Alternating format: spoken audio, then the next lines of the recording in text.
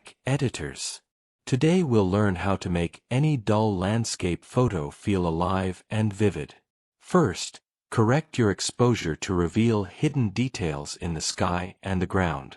Next, enhance natural colors, greens, blues, and warm tones, but do it gradually to avoid artificial results.